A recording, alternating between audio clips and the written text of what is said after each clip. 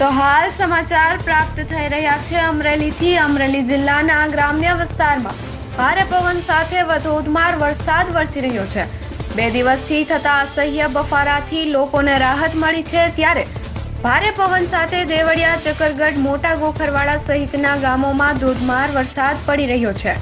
આ સાથે જ ખેડૂતોમાં ખુશીનો માહોલ છવાઈ ગયો છે। અમરેલી જિલ્લાના ગ્રામ્ય વિસ્તારોમાં ભારે પવન સાથે ધોધમાર વરસાદ પડી રહ્યો છે।